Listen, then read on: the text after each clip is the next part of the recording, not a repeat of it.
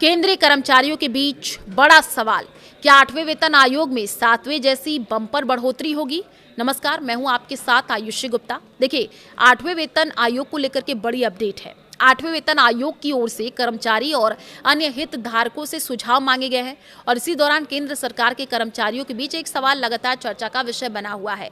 क्या अगली वेतन समीक्षा में 7वें वेतन आयोग की तुलना में वेतन में ज्यादा बढ़ोतरी होगी या नहीं? जहां कर्मचारी यूनियनें काफी ऊंचे फिटमेंट फैक्टर की मांग कर रही हैं, वहीं विशेषज्ञों का ये कहना है कि अंतिम बढ़ोतरी काफी हद तक एक मुख्य तत्व पर निर्भर कर सकती है और वो है महंगाई भत्ता। तब नया सैलरी स्ट्रक्चर लागू होगा, तब महंगाई भत्ते का लेवल क्या होगा, ये काफी अहम विषय होने वाला है। आइए इस चर्चा को विस्तार से समझने की कोशिश करते हैं। फिटमेंट फैक्टर क्यों मायने रखता है? वेतन आयोग के तहत सैलरी रिव्यू तय करने वाले सबसे महत्वपूर्ण तत्वों में से एक है फिटमेंट फैक्टर। फिटमेंट फैक्टर मूल रूप से एक मल्टीप्लायर गुणक होता है जिसे मौजूदा बेसिक सैलरी पर लागू करके रिवाइज्ड सैलरी कैलकुलेट की जाती है। 7वें वेतन आयोग में फिटमेंट फैक्टर 2.57 तय किया गया था। उदाहरण के लिए, पहले न्यूनतम मूल वेतन 7,000 रुपए था। 2.57 के मल्टीप्लायर को लागू करने के बाद लेवल 1 के सरकारी कर्मचारी के लिए संशोधित न्यूनतम वेतन 18,000 रुपए तय किया गया। ऊपरी स्तर पर सीनियर अधिकारियों का वेतन बढ़ करके 2.5 लाख रुपए प्रति माह हो गया। आने वाले 8वें वेतन आयोग के तहत सबसे बड़ा सवाल ये है कि क्या ये मल्टीप्लायर क्या होगा? तो मल्टीप्लायर तय करने में डीए की भूमिका क्यों अहम है? देखिए, फिटमेंट फैक्टर तय करने में एक मुख्य कारक ये है कि जब नए वेतन आयोग की सिफारिशें लागू की जाती है तब महंगाई भत्ते डीए का स्तर क्या होता है। आमतौर पर नया मल्टीप्लायर लागू करने से पहले जमा हुए डीए को मूल वेतन में मिला दिया जाता है। ये मिला हुआ डीए ही रिवाइज्ड सैलरी स्ट्रक्चर की गणना का आधार बनता है। उदाहरण के लिए, यदि लागू करने के समय डीए लगभग 60% माना जाता है तो नया फिटमेंट फैक्टर तय करते समय यही आंकड़ा शुरुआती बिंदु बन जाता है। 8वें वेतन आयोग में मल्टीप्लायर बहुत ऊंचा क्यों नहीं हो सकता?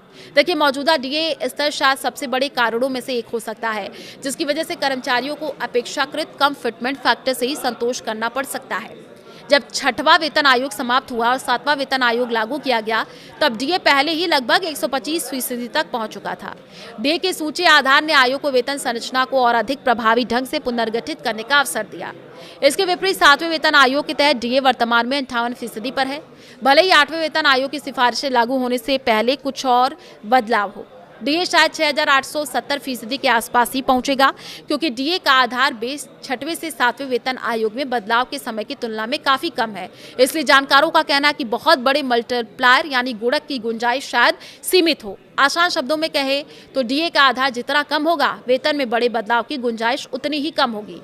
कर्मचारी यूनियनें क्या मांग कर रही हैं? तो कर्मचारी संगठन 8वें वेतन आयोग में काफी ऊंचे फिटमेंट फैक्टर की मांग कर रहे हैं। Federation of national postal organisation FNPO ने अलग अलग स्तरों पर वेतन में असमानताओं को दूर करने के लिए 3.0 से 3.25 के बीच एक मल्टी लेवल फिटमेंट फैक्टर का प्रस्ताव दिया। प्रस्ताव के अनुसार level 15 fitment factor 3.0, level 612 fitment factor 3.05 से 3.10, level 1313A fitment factor 3.05, level 1415 fitment factor 3.15, level 16 की बात कर ले तो फिटमेंट फैक्टर 3.2। कर्मचारी प्रतिनिधियों का तर्क है कि इस तरीके की चरणबद्ध संरचना जूनियर और सीनियर स्तरों पर वेतन में सार्थक वृद्धि सुनिश्चित करेंगी।